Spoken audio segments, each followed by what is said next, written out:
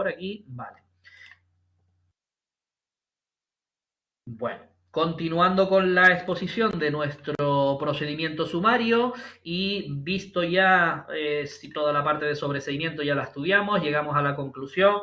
Estuvimos viendo el otro día dos articulitos que parece que la ley nos incluye al final del sumario y que no tuvieran mucho que ver, pero el 646 y 648, que son disposiciones generales y que a nosotros nos sirven por si son posibles preguntas en el examen, en el ejercicio de tipo test, porque son articulitos que aparentemente no tienen mucho que ver con lo que hemos venido viendo del procedimiento. Pero bueno, simplemente hablamos de esa obligación que tiene el letrado de la administración de enviar los testimonios llamados adelantos de causas, que es una comunicación al Ministerio Fiscal, de notificarle, por supuesto, todas las resoluciones. Aquí ya incluimos la notificación telemática que gracias a Dios funciona hoy, ¿vale? Y los testimonios de las resoluciones que se dicten en instrucción, que también los hacemos mediante la notificación, ¿vale? Esto simplemente es saber lo que estas tres cositas, primero, son obligación del letrado de la administración y aunque no se hagan tan formalmente, la ley las conserva, ¿vale? La falta de cualquiera de estas tres no suspende el trámite del procedimiento y salvo que el fiscal hubiera hecho lo que se llama reserva de intervención. Entonces, en ese caso, un ejemplo sería si le hemos notificado, si hemos acordado en instrucción tomarle declaración a un testigo o explorar a un menor que presenció los hechos y eso no se lo comunicamos al fiscal.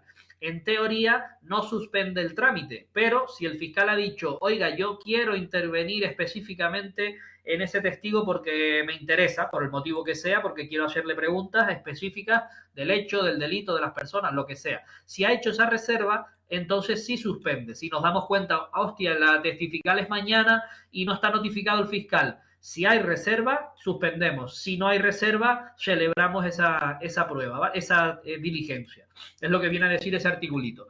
Y el segundo de los artículos nos venía a decir que en fiscalía, recuerden el fiscal como institución jerarquizada, desde el fiscal general del Estado hasta el último fiscal del último partido judicial, pues deben tener en sus testimonios, en sus libros, la llevanza de un libro de testimonios donde vienen todos esos adelantos de causas recibidos de los sumarios, ¿vale? Los partes de formación de causas, que también se unen ahí, y las contestaciones que mediante informe o práctica de diligencias o escritos han ido haciendo en cada una de las causas.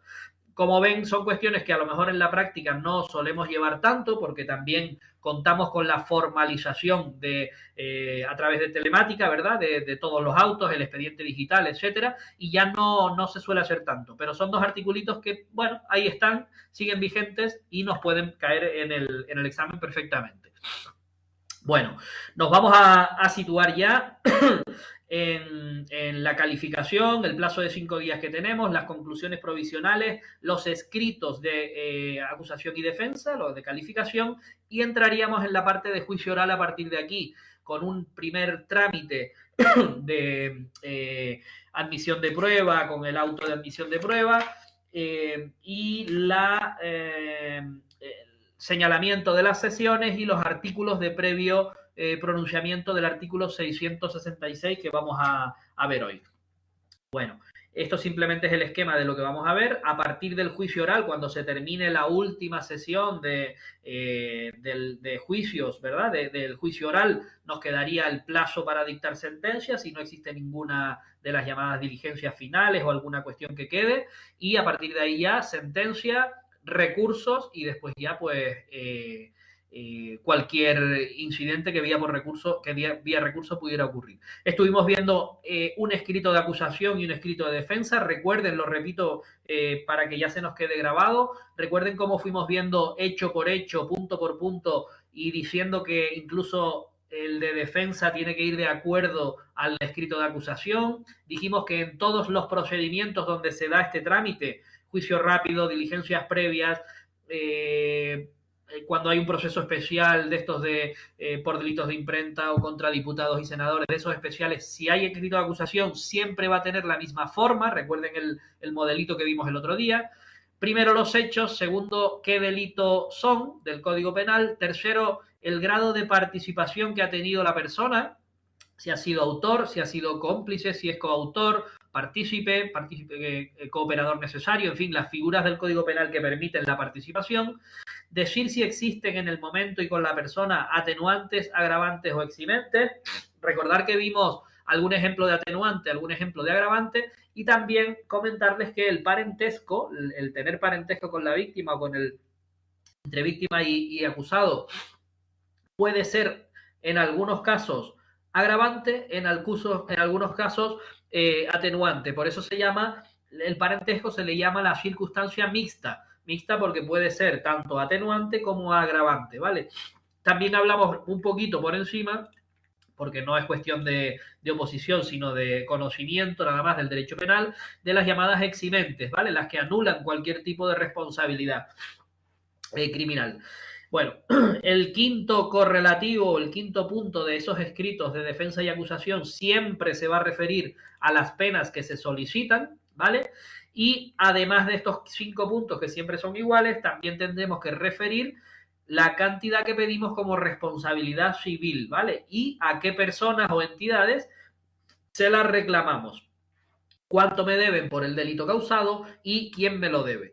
El ejemplo que poníamos de responsables civiles, pues simplemente eran las aseguradoras en los accidentes de tráfico con lesiones, ¿verdad? Que nos entran todavía en los juzgados de lo penal en alguna ocasión, o cuando el delito se comete por estar conduciendo bajo los efectos del alcohol y atropellas a una persona, tienes un accidente con lesiones, etcétera, etcétera, ¿vale?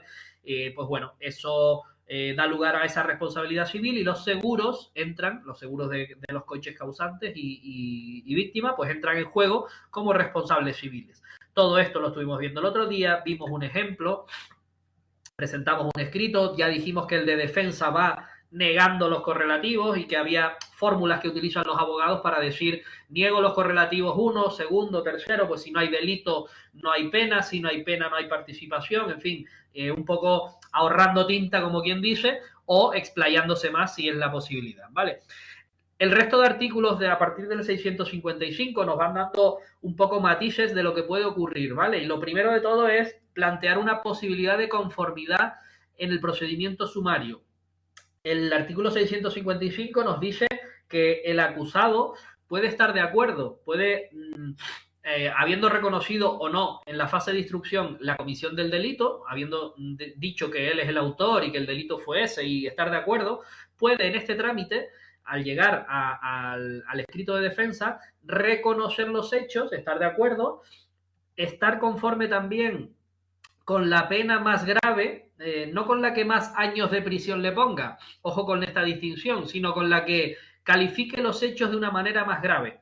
Si, para decirlo en bruto, si uno de las acusaciones particulares dice que lo que hubo fue un abuso sexual y la otra de las partes viene a decir que lo que hubo fue una violación completa de la víctima castigada y homicidio, efectivamente, no sé qué, no sé cuánto, esa calificación es más grave que la otra. Pues la conformidad en este momento se va a producir con la que más gravemente hubiera calificado. Si está de acuerdo con eso, se podrá conformar con la pena que se le proponga. Y eso podrá tener en la fase de juicio, bueno, no va a haber juicio, sino simplemente en la fase de dictar sentencia, una propuesta que le beneficie, ¿vale? Esa conformidad implica normalmente una reducción de la pena final, de la pena con la que se conforma, ¿vale? ¿Cómo es el trámite? Miren, la conformidad es un mecanismo o una herramienta que se pone a favor del acusado y a favor de que el pleito termine rápido, de que el asunto concluya con una sentencia condenatoria, pero rápidamente. Bien, una vez que el acusado reconoce que es el autor, reconoce los hechos, cuáles son los hechos, y está de acuerdo tanto con el delito como con la pena que se le propone, es decir, está de acuerdo con todo, incluso la responsabilidad civil si la hubiera, pues en ese momento se llama que lo ratifica, ¿vale? Ratifico que me conformo. Depende del procedimiento, ahora estamos en un proceso sumario, en un juicio rápido se produce en otro momento procesal, pero siempre tenemos lo mismo. Reconozco todo y ratifico esa conformidad. Estoy conforme con la pena que me están proponiendo o que me están pidiendo para imponerla. A partir de ese reconocimiento que va firmado por el procesado, por el acusado, con su letrado, ¿vale? Lo que hay ya no es un juicio, no vamos a convocar sesiones para ir a juicio, no vamos a practicar ninguna prueba en ese juicio oral, ni se va a grabar ni nada, sino simplemente pasan los autos a su señoría, al tribunal que sea o al juez para dictar la sentencia. ¿Vale? Y se dictará una sentencia de conformidad donde se le condena con todo aquello que te has conformado. En los famosos juicios rápidos, que los veremos, diligencias urgentes, juicios rápidos, también existe esa conformidad y se tramita de otra manera, bastante parecida, pero lo que se intenta es que salgan muchas sentencias de conformidad y por eso ya de antemano, se los adelanto para cuando lo veamos, se le propone que si usted está conforme con todo y lo reconoce todo, la reducción es grande porque se le reduce hasta un tercio, bueno, hasta un tercio no, un tercio de todas las penas, ¿vale? Y ya tiene usted la sentencia de condena y además la empieza a cumplir desde el mismo día en que se haya conformado. Tanto es así que 3 años son 2 años, que 30 días de trabajos en beneficio de la comunidad son 20 días, o sea que el beneficio de la conformidad es bastante grande. Reducir un tercio de las penas, pues bueno, beneficia bastante. Si no se conforma, ya no le garantizan esa reducción en el juicio que va a haber, ¿vale? Bueno, en el sumario tenemos este trámite específico donde si hay conformidad, la diferencia es que no va a haber sesiones de juicio oral, no se va a celebrar el juicio. Nos vamos directamente, sin más trámites, dice el artículo, a dictar sentencia. ¿Vale? En cuanto a la prueba, fíjense que en la fase de instrucción habíamos hablado de practicar diligencias, de tener indicios probatorios, de llamar a un testigo porque es una diligencia de instrucción necesaria. Nunca habíamos hablado de practicar prueba. Siempre hemos dicho que la prueba donde realmente se practica es en el acto plenario, en el juicio. ¿Y por qué? Porque en el juicio vamos a tener un tribunal distinto. Lo primero, el juez que va a recibir esa prueba a trámite, practicarla allí delante de todo el mundo, no conoce lo que pasó en su momento, no ha visto la autopsia, no ha visto a la mujer llorando, al hombre llorando, no ha visto a esos niños que quedaron, no está contaminado por la instrucción, no ha tenido que mancharse la toga con la sangre del proceso, ¿vale? Se suele decir así para tener la impresión. Ese juez que enjuicia tiene el tomo 1 y el tomo 2 de un homicidio sin conocer a nadie y sin haberle tomado declaración a nadie. Y por eso no está contaminado ni influido. Puede dictar sentencia de manera imparcial con la prueba que se practique. Por lo tanto, la prueba se practica en el acto plenario, en el juicio. Pero ¿dónde se propone? ¿Dónde se pide que tú quieres una prueba? Pues miren, se propone, dice la ley, en los correspondientes escritos de calificación. El fiscal hace su escrito, la acusación particular hace su escrito, la defensa hace su escrito.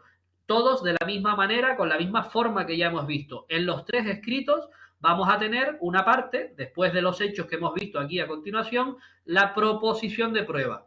¿Vale? Quiero declaración del acusado, de la víctima, de los testigos, quiero al perito, quiero que venga el forense que en fase de instrucción reconoció a la víctima para ver las secuelas que tiene. Quiero que traigan el ADN del señor, las huellas, todo lo tengo que pedir en el escrito de calificación. ¿Vale? Una vez que se presenten todos estos escritos, hay un plazo de 3 días en donde el letrado pasa la causa al ponente, recuerden la figura del ponente, ese designado de turno que va a llevar la voz cantante y va a preparar, asumiendo la tramitación y el seguimiento del proceso, pues va a preparar todo el procedimiento, ¿vale? Será incluso el que dicte sentencia y la someta a fallo a discusión y fallo del resto del tribunal. Bueno, 3 días para que este ponente analice la petición de prueba, analice en esos 3 escritos posibles y dicte un auto, que es el siguiente trámite al que llegamos, dicte un auto de admisión de prueba. En ese auto, que es un auto chiquitito, de un folio, 2 folios como mucho, o bueno, si tienes que denegar mucha prueba lo fundamentas, pero suelen ser cortos, ¿vale? Ahí simplemente dirá la prueba que se admite y la prueba que no se admite, o que se rechaza, o que se deniega, ¿vale? Dependiendo de si admite todo o rechaza alguna de las propuestas, tendrá que motivarlo. Piensen que el auto siempre sirve para motivar y tendremos que darle un fundamento a quien ha pedido un testigo para decirle por qué no le admitimos a ese testigo. Oiga, la declaración de ese testigo no la quiero celebrar en juicio, no me interesa. Pues mira, es impertinente, es inútil en el sentido de que no sirve, de que no tiene relación con los hechos, en fin, lo que sea. Si me dicen que sí, que me admiten toda mi prueba propuesta, no cabe ningún tipo de recurso contra este auto. La prueba está admitida, punto pelota. Vamos al plenario a preguntarle al testigo, al perito, a quien sea. Sin embargo, si el auto en vez de admitir rechaza toda o alguna, contra ese auto sí que cabe recurso. Y esto lo digo sobre todo para los de gestión, tema de recursos. Eh, no quiero decir que en auxilio y trámite no caigan recursos, pero suelen ser específicos de gestión y sobre todo la casación le gusta mucho a los exámenes de gestión.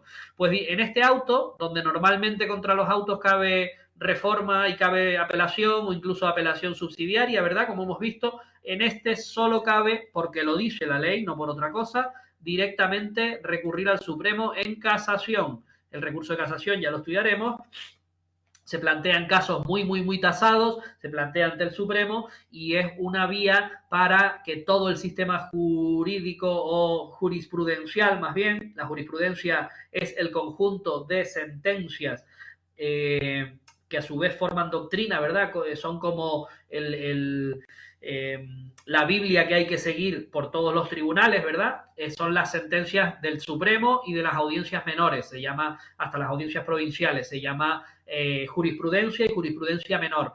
Bueno, pues todas esas conjuntos de resoluciones, de sentencias firmes, van formando un conjunto de doctrina, una llamada doctrina del Supremo, por ejemplo, donde todos los tribunales de España saben que en este supuesto se tiene que resolver de esta manera. ¿Por qué? Porque ya existe doctrina del Supremo. Hay una sentencia que forma parte del elenco de jurisprudencia se llama, y ya acudimos a ella y dictamos lo mismo, ¿vale? Resolvemos lo mismo. Eso persigue que toda la justicia funcione de una manera homogénea en todos los lugares de España, en todos los juzgados.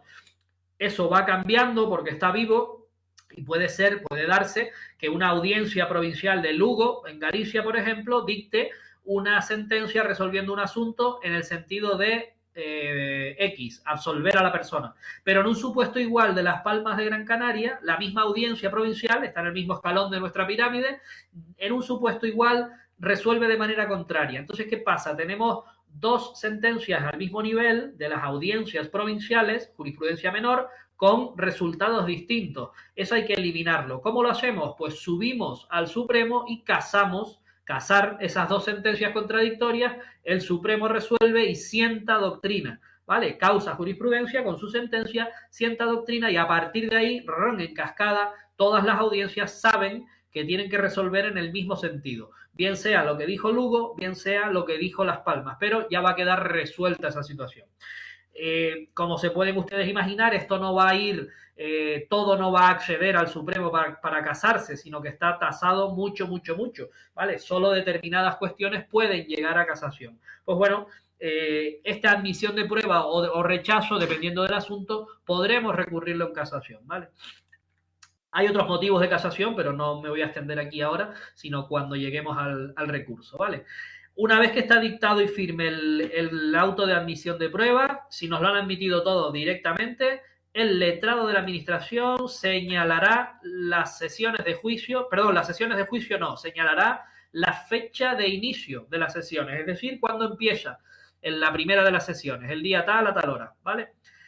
Este señalamiento del letrado lo hará no solo conforme al artículo 182 de la Ley de Enjuiciamiento Civil, que recuerden que básicamente nos decía que el juez utiliza una serie de criterios para señalar, para decirle al letrado, los lunes quiero determinados juicios verbales, los martes no señales nada porque tengo no sé qué cosa, los miércoles me pones esto, familia porque viene el fiscal, ¿vale? Una serie de criterios, o mira, me pones primero los de familia porque son preferentes, asuntos de violencia de género los quiero aquí, etcétera, etcétera.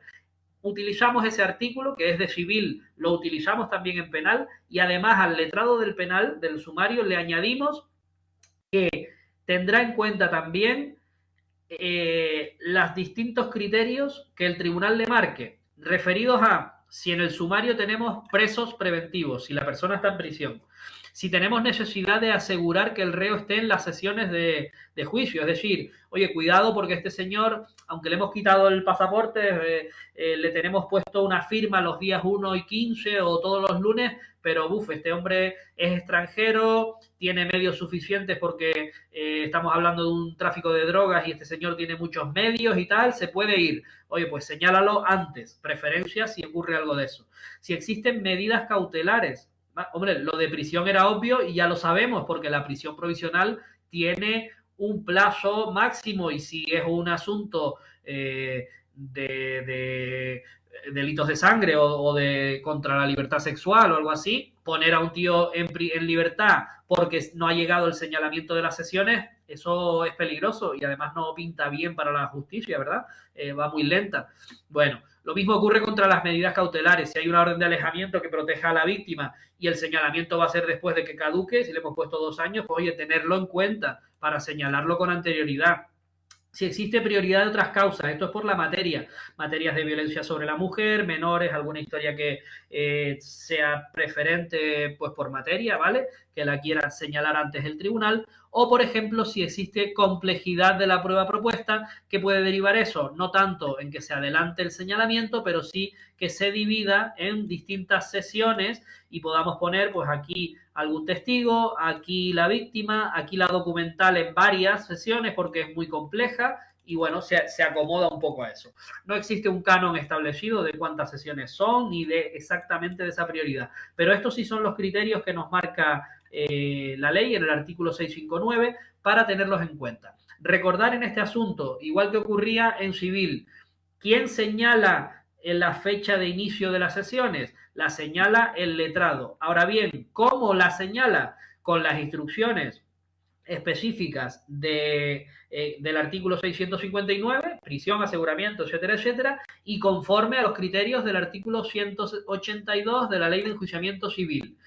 Esto también me sirve para traerles un ejemplo de cuando decimos que la Ley de Enjuiciamiento Civil, además de ser la más completa, además de ser la que regula toda la jurisdicción civil, etcétera, etcétera, sirve de supletoria al resto del ordenamiento cuando no tenemos artículos específicos. Bueno, pues esto es un ejemplo de cómo lo tenemos que hacer, ¿vale? Donde se mete un artículo de la Ley de Enjuiciamiento Civil en el ámbito penal, ¿vale? Ningún problema, porque lo pone claramente la ley, utilizaremos esos criterios que están reiterados, no obstante, en la Ley de Enjuiciamiento Criminal. Bueno, supongamos que ya hemos admitido en nuestro procedimiento, ya nos han presentado los escritos, fiscal, acusado, acusación particular y acusado, ha hecho su escrito de defensa, ha llegado todo al ponente, ha valorado la admisión de prueba o el rechazo de alguna, vamos a suponer que admite toda la prueba de las 3 partes, de todos los intervinientes, y ya el secretario, el letrado, ha señalado que las sesiones van a empezar el día tal, ¿vale? Hemos hecho ya el organigrama de cómo va a ser este proceso sumario. Y nos encontramos con que en derecho existen determinadas figuras, determinadas herramientas o determinados simples hechos que ocurren y que están contemplados en el derecho que pueden impedir la continuación del procedimiento y que la ley les tiene que dar un trámite procesal para resolverlos. Lo que prevé nuestra ley, y lo hace muy bien, es que se resuelvan antes de que empiecen las sesiones de juicio, justo antes de que empiecen las sesiones de juicio. ¿De qué manera? Pues nos dice, el artículo 666 recoge los llamados artículos de previo pronunciamiento. La palabra previo ya nos da lugar a saber que se van a resolver antes de empezar todo el barullo de las sesiones y que tienen que ser alegados antes de este comienzo de las sesiones. Bien, la ley nos va a dar un punto exacto en el que tenemos que presentarlo, ¿vale? Miren, ¿cuáles son esas excepciones o esas circunstancias que se pueden producir y que nos impedirían continuar con la celebración de juicio? Pues son simple y llanamente las que nos dice el artículo 666, que por cierto es ahora que pasamos Halloween, ¿verdad? Es el número del diablo y así no se olvidan ustedes. Le voy a poner aquí la carita sonriente, así no se van ustedes a olvidar nunca de qué artículo regula las excepciones procesales o los artículos de previo pronunciamiento. Recuerden 666, ¿vale? Aunque sea un poquito macabro, pero bueno, es una reglita para no olvidarnos nunca del 666. Miren, ¿cuáles son esas excepciones que podemos plantear? Miren, quiero que se resuelva una posible declinatoria de jurisdicción. Son raras a estas alturas, pero se pueden producir. Significa que una de las partes plantea que el asunto no sea ni siquiera un delito. Nos estamos equivocando de jurisdicción. Ustedes han planteado vamos a suponer, un delito de falsedad documental en documento público junto con estafa a raíz de ese documento, porque ustedes han utilizado un tema urbanístico enorme, han causado un perjuicio a mucha gente y hay una falsificación en escrituras o en documentos públicos o privados y tal, y eso fundamenta el delito. Sin embargo, yo lo que planteo es que ahí no hay nada más que un incumplimiento de contrato. Tal parte no ha pagado, tal parte no cumplió lo que había dicho ante notario. Esto sería una cuestión meramente civil y lo otro sería un delito de falsedad, de falsificación, etcétera, etcétera. Pues cuando entendemos que la jurisdicción penal no es la competente porque no hay ningún delito, planteamos declinatoria de jurisdicción. Ya les digo que es complejo que prosperen a estas alturas y además suelen ser muy excepcionales, ¿vale? Supuestos muy rocambolescos. Bueno, el de cosas juzgadas sí se puede dar más a menudo. Cuando llegamos a este trámite de señalamiento de sesiones, nos damos cuenta de que en el juzgado número 7 de Palamós del penal ya se dictó una sentencia, en el penal del que sea o en la audiencia provincial, se dictó una sentencia pues por los mismos hechos, porque aquel juzgado empezó un procedimiento por otra denuncia o por un parte médico que le llegó o por un atestado ampliatorio y ya ha caminado todo eso incluso hasta llegar a sentencia. O, por ejemplo, ya lo archivó el juzgado y bueno, y eso ha devenido firme. Pues tendríamos algún supuesto de cosa juzgada. Es un momento indicado a plantearlo como artículo de previo pronunciamiento o excepción procesal. Otro articulito de previo pronunciamiento sería la prescripción del delito. Ustedes saben que el Código Penal marca un tiempo en el que se puede investigar, procesar a la persona y condenarla, llevarla a juicio y dictar sentencia, un tiempo máximo para que esto se produzca, a contar desde el momento en que se comete el hecho. Si pasa todo ese tiempo y no se ha resuelto o no se ha incoado un procedimiento, no se ha continuado un procedimiento, pues se produce lo que se llama la prescripción del delito. Imaginemos que hablamos de un robo y la prescripción se prevé de 3 años. Se pone la denuncia, el juzgado le toma declaración a los perjudicados y de repente ese expediente se pierde en el armario y pasan 3 años. ¿Vale? Si pasa todo ese tiempo sin que la justicia haga nada, aunque yo sea el ladrón que robó y efectivamente incluso hasta lo pueda reconocer, ya ha pasado el tiempo máximo que la ley permite a la justicia perseguir el delito, si ese plazo se da. Y por tanto, simplemente alegando que ha pasado ese tiempo, ya no se me puede enjuiciar y mucho menos condenar, ¿vale? Se llama la prescripción del delito. Por eso los plazos son tan importantes en esto del cómputo de la prescripción. Por eso también distinguimos la prescripción de otras figuras, como la caducidad, diciendo que se puede interrumpir. Es decir, el juzgado ese perdió el expediente, pero en vez de a los 3 años, al año le aparece y dicen, hostia, rápido, vamos a tramitar esto para que no prescriba. Ya continúe usted, llame a los testigos, haga esto. Ya se está dirigiendo la acción de la justicia contra la persona y ese plazo que empezó hace un año a contar se interrumpe. Es decir, decae. ¿Vuelve a perderse el expediente y empiezan otros 3 años a contar? Pues como llegue a esa frontera de los 3 años, prescribe. Y entonces el ladrón quedará finalmente absuelto por prescripción. Pero si tú interrumpes la prescripción, vuelve a contar ese plazo, ¿vale? Vuelve a empezar de cero ese plazo. La prescripción, esa es la principal diferencia que tiene con los plazos de caducidad que en algunos procedimientos se producen, que no se interrumpen nunca, sino simplemente son plazos máximos y tú tienes que tener tramitado el proceso civil, por ejemplo, en ese plazo para el ejercicio de acciones. Usted tiene un año para interponer la demanda desde el accidente de tráfico. Si no la pone, me da igual que haya intentado algo. Como no haya puesto la demanda, no hay nada que lo interrumpa, prescribe. Se caduca su acción y ya nunca podrá hacerlo. ¿Vale? Bueno, El penúltimo de los artículos de previo pronunciamiento hace referencia a la amnistía o el indulto. El indulto está súper de moda desde hace unos años con el tema que ustedes conocerán de los políticos estos de Cataluña, el famoso proceso y todos los que si han tenido el 1 de octubre, que si no, que si les condenaron en el Supremo y se les quiere indultar, ¿verdad? Supone hay una ley de indulto que se tramita, es un procedimiento donde se le da al gobierno, ¿verdad? Al ejecutivo, que no es el judicial, sino el ejecutivo de los tres poderes, legislativo, ejecutivo y judicial, pues al legislativo, al legislativo no, al ejecutivo, al gobierno, se le da la posibilidad de perdonar teniendo una condena, incluso una condena de prisión, perdonar a la persona, indultarla y con eso se consigue que no cumpla la prisión, que la pena no se ejecute, que no cumpla la condena, que no se ejecute esa pena a pesar de estar condenado. Los indultos pueden ser parciales, totales, afectar a una persona o a dos o tres, pero no pueden ser genéricos, no pueden ser generales, porque para eso tenemos las leyes de amnistía. Las leyes de amnistía son ya más difíciles de que surjan, están previstas para momentos incluso históricos convulsos, ¿verdad? Cuando se cometieron delitos en masa, pues por la guerra civil, por determinadas revoluciones que haya en cualquier lugar, y pasado el tiempo ha evolucionado la sociedad y las leyes y se entiende que aquellos hechos cometidos por muchas personas que están pagándolos, pues oye, no debíamos considerarlos o es mejor para la sociedad que no los consideremos delito y que dictemos una ley que armonice un poco todo eso y amnistíe a todo el mundo, ¿vale? A todos los que estén en esa situación.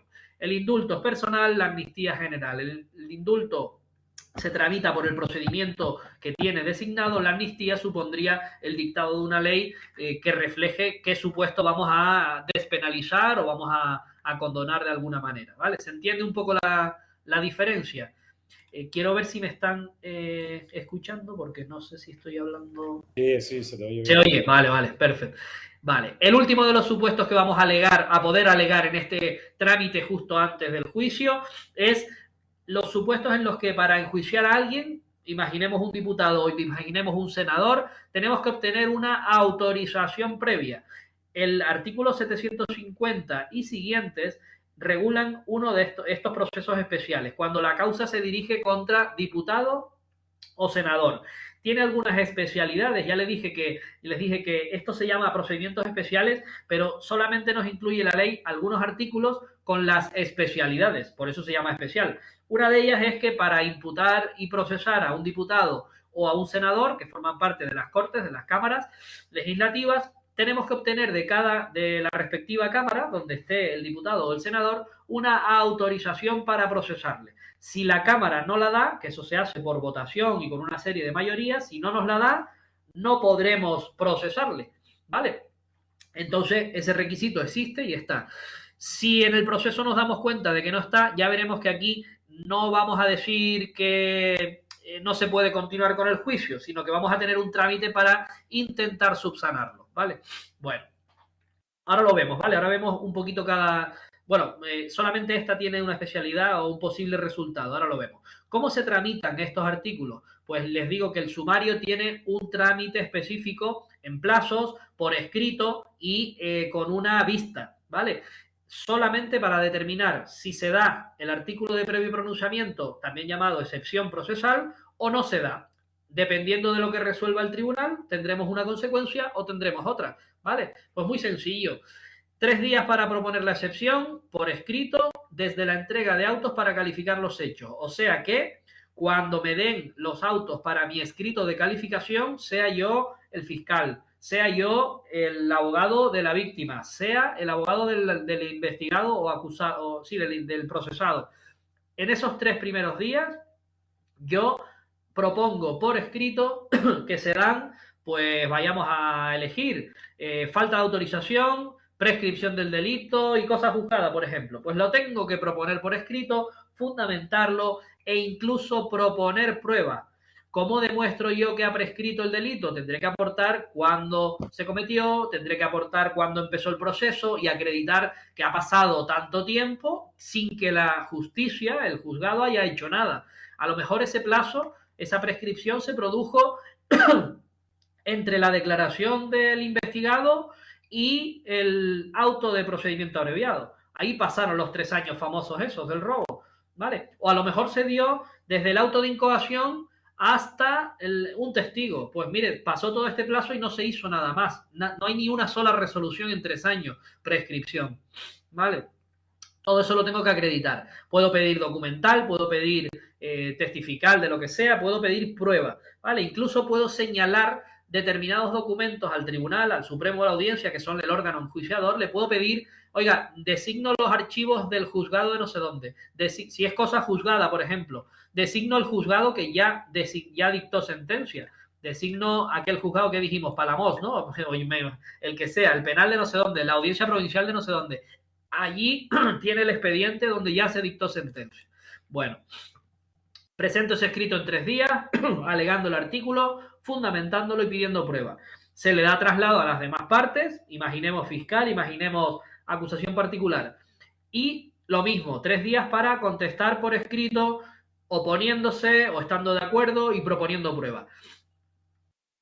Con respecto a la prueba de este incidente, si el tribunal está de acuerdo en practicar esa prueba, sea la que sea, pues puede hacerlo hasta en 8 días. Esta es una preguntita que ha caído mucho en los exámenes, porque el plazo de 8 días es raro en todas las leyes procesales.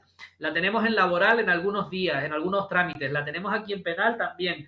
Y este es uno de los casos en los que no es 5, no es 10, no es 3, es 8 días. ¿Por qué? Pues no me lo pregunten a mí, porque no tengo respuesta. Sé que son 3 días y hay que 8 días y hay que aprenderse esos 8 días.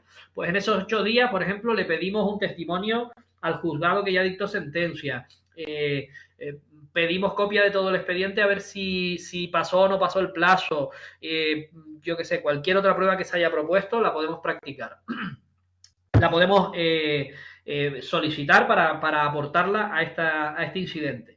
A partir de ahí, con o sin prueba, vamos a la vista del 673. Si ustedes van al 673, básicamente lo que se hace es exponer la prueba que se haya obtenido y darle la palabra a las partes para que informen lo que a su derecho les convenga.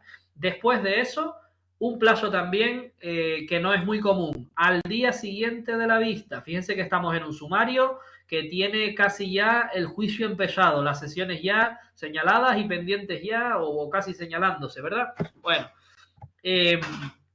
celebramos la vista y al día siguiente resuelve el tribunal por auto diciendo si estima el artículo de previo pronunciamiento o no. Y miren, muy sencillo, vamos a pensar un poquitito.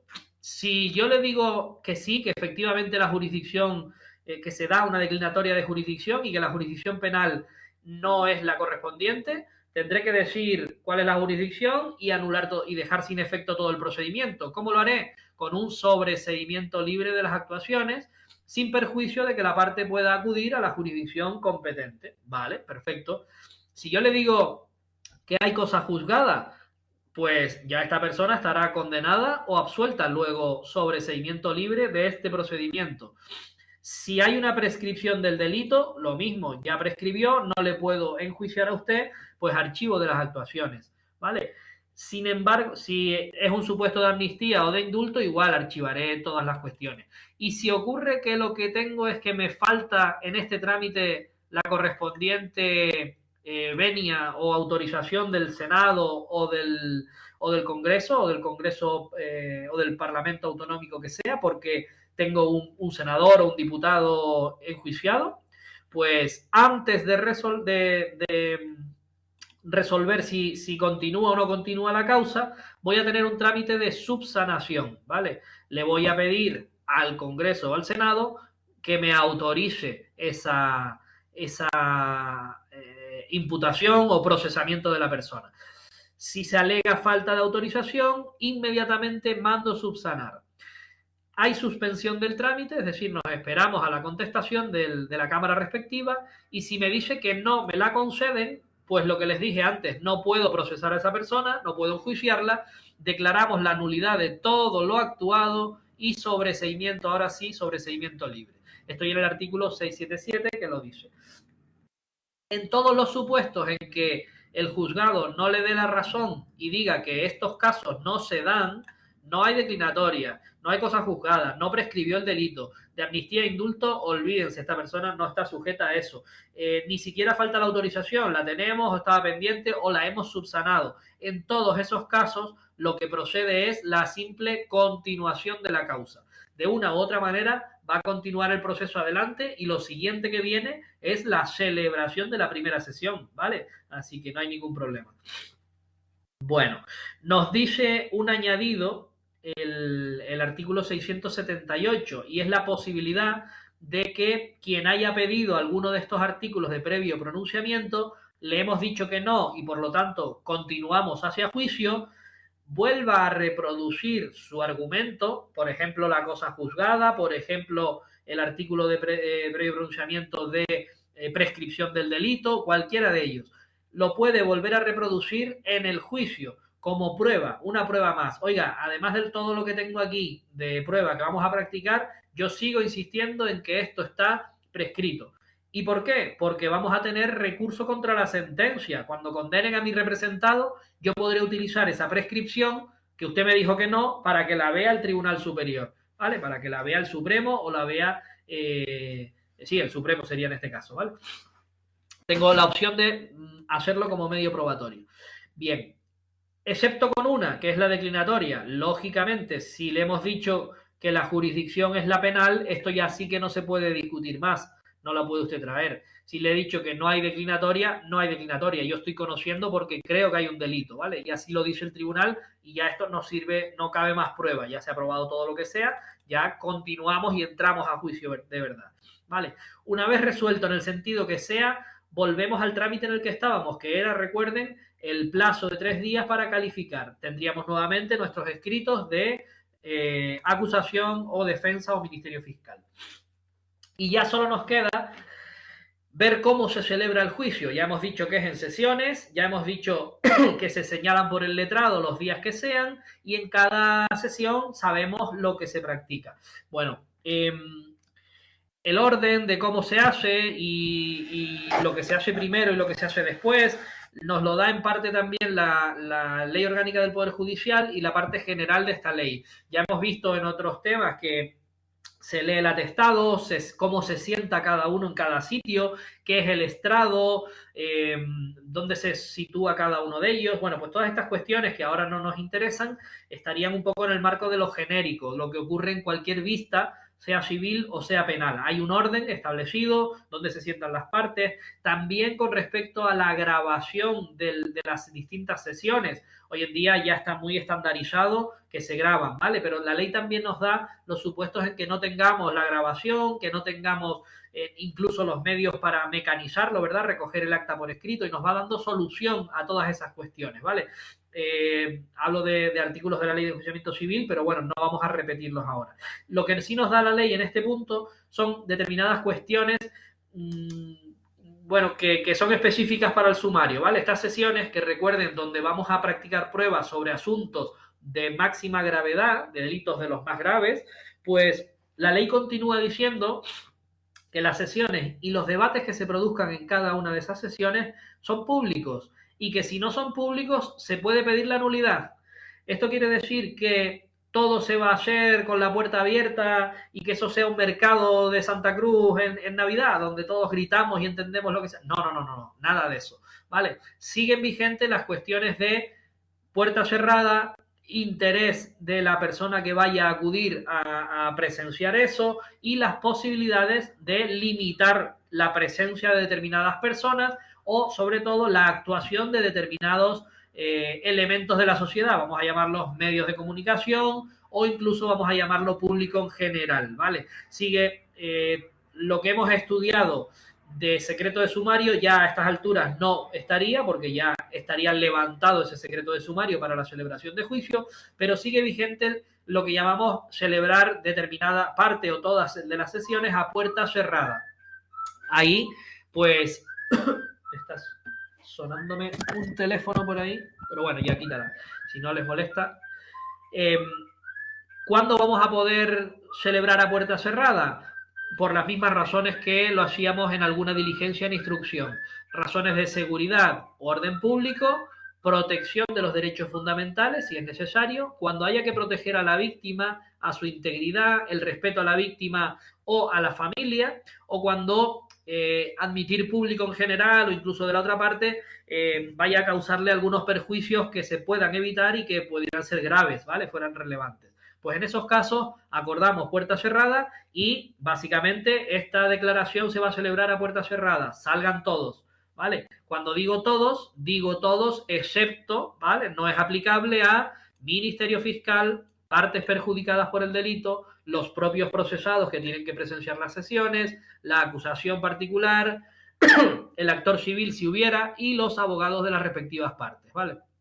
Con respecto a los testigos, aplicaremos o podemos aplicar para limitar toda el principio de contradicción, que ahora hablo de ello, podemos aplicar el artículo 707.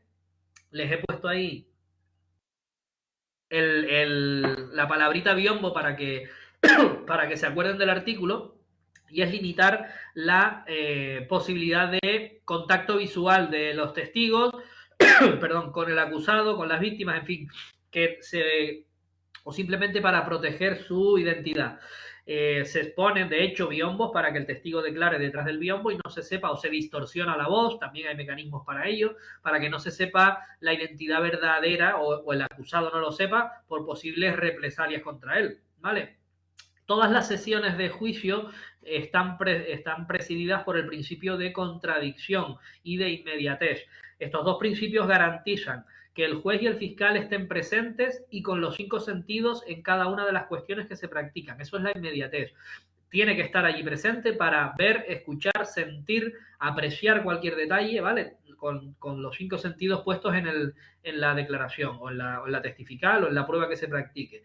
Y el de contradicción lo que implica es que vamos a someterlo a cuestionarlo, tanto la parte acusadora como la parte de la defensa, y podrán preguntar, repreguntar, cuestionar o no cuestionar, ¿vale? Esos dos principios se mantienen y solo mediante la puerta cerrada, mediante la protección del testigo o limitar el contacto visual con determinadas partes, pues se limita de manera parcial o total, depende cómo se acuerde, ¿vale?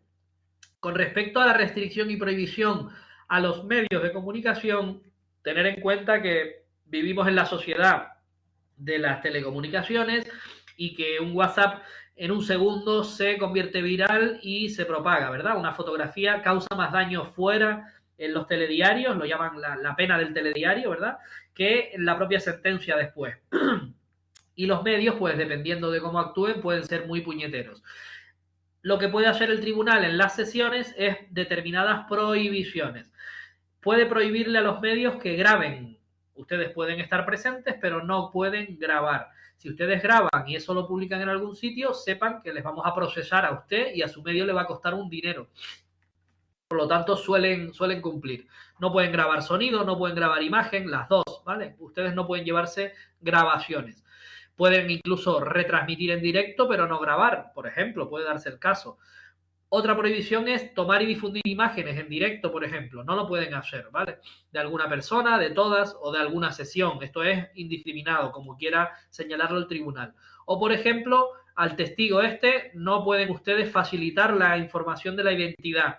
Un perito, un testigo, cualquier otra persona. Con estas limitaciones conseguimos, por supuesto, proteger nuevamente la intimidad de la persona, el respeto, la familia, evitarle un perjuicio innecesario, etcétera, etcétera.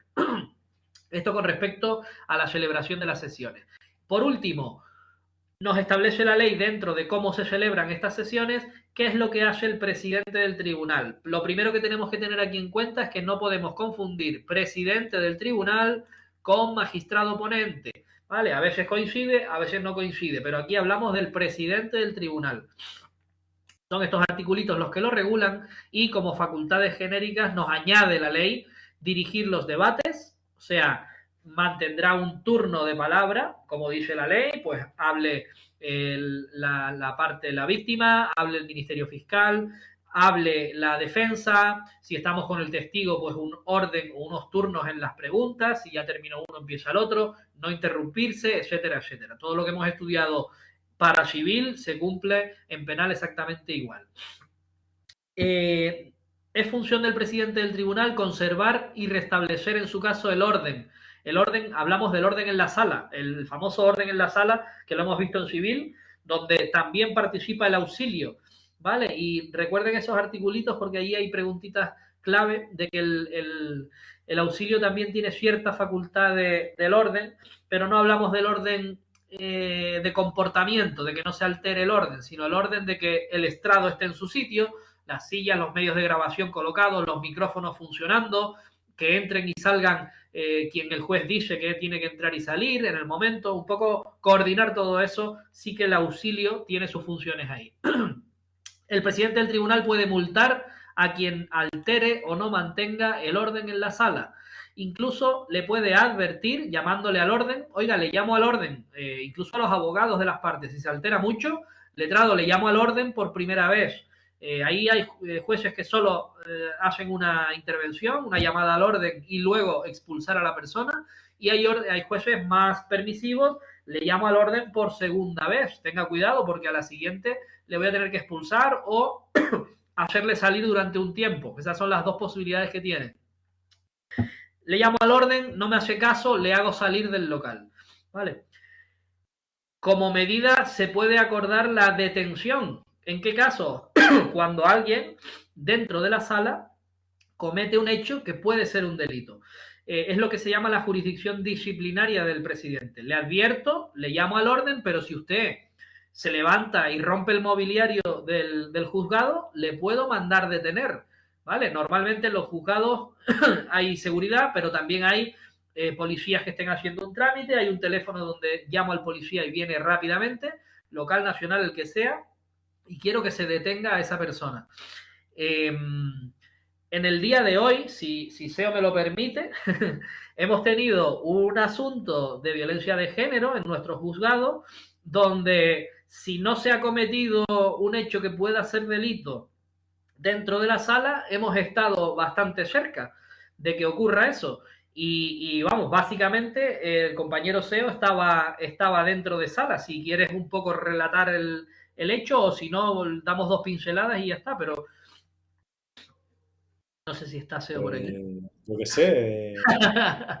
El Iker, ejemplo, el ejemplo fue bueno, una, el cuéntalo. ejemplo es una abogada que se está autodefendiendo y que altera el orden de la sala, pues increpando al Ministerio Fiscal, al juez, al secretario, a la secretaria que estaba, malos aires, gritos, se le avisa que se calme y no se calma, lanza incluso, no sé si un papel o algo, dando un portazo contra la puerta, abandona el acto, se va, en fin, no es un desacato, pero sí una alteración del orden bastante grave para la declaración que se estaba produciendo, con el añadido de que la persona es víctima, pero es abogada a la vez, se está defendiendo, cosa que yo, si son abogados, no lo hagan nunca, encárguenselo a un compañero, porque el abogado que se autodefiende va a meter la pata siempre, ¿vale? Pues en ese caso, quizás no, esto no llegó al delito, pero ustedes imagínense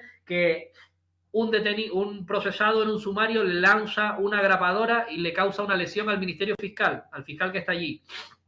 Inmediatamente se le detiene por el personal que esté allí y se le va a procesar por un nuevo delito, que sería las lesiones a un magistrado en un acto de juicio, ¿vale? Quedan prohibidas en la sala, como últimas cuestiones, las muestras de aprobación o desaprobación. Esto está previsto tanto para las partes como para el público, ¿vale? Sí, perdón. Jesús, gracias. Y por último, si fuera el acusado, se le advierte y se le puede expulsar. Sí, perdón otra vez. Durante todo el tiempo de las sesiones o durante un cierto tiempo. ¿Vale? Bueno, yo me voy a quedar por aquí. Hoy es un jueves de recuperación. Nos queda simplemente ver. A ver si esto me pasa de aquí. Sí. Vas por el 687, ¿no? 688, pero miren, les voy a decir todo este apartado. Te queda, ¿sí? para acabar el sumario, te queda, tienes que llegar a El próximo día empezaremos Perfecto. por el artículo 731, 732. Y les digo el porqué. El siguiente epígrafe que nos da la ley es cómo se practica la prueba en juicio.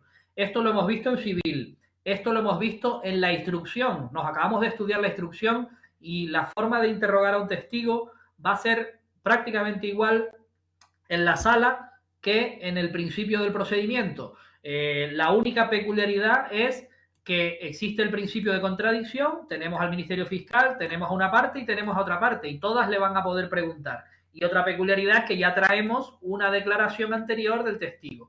Pues bueno, básicamente lo mismo va a ocurrir en una pericial, un documento, un testigo, las partes cuando declaren, ¿vale? Hay algunos matices en los artículos, pero todos estos artículos nos los ahorramos de explicar porque son ya comprendidos, ya estudiados y solo hay que, no quiere decir que no se los estudien, quiere decir que se los lean para los test y que la duda que tengan de algún detalle que no hayamos visto en instrucción nos la traigan aquí, aclaramos la duda y seguimos para adelante. Pero nos vamos a ahorrar ese tiempo, aprovecharlo a partir del artículo 731 el próximo día, que nos va a tocar la parte de acusación, cuando ya hemos terminado de practicar la prueba, qué hacen las partes con esa calificación provisional que tenían, cómo la convierten en definitiva y qué ocurre hasta el final del procedimiento, ¿vale? Hasta que ya queda visto para sentencia.